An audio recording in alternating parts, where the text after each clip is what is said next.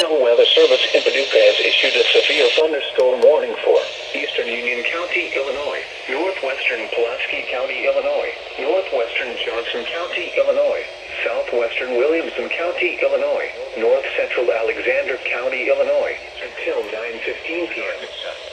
At 8:32 p.m., a severe thunderstorm was located over Thames, or 12 miles south of Jonesboro, moving northeast at 40 miles per hour. Expected hazards include 60 miles per hour wind gusts and quarter-size hail. This is a radar-indicated threat. The following extending from Chalk Bluff National Area to near Dawson to Gias, moving east at 60 miles per hour. Sighting entries. Locations impacted include Anna, Goreville, Dongala, Thames, Owen, Cypress, Pulaski, Buncombe, and Mill Creek. This includes the following highways: Interstate 24 in Illinois between mile markers 1 and 9.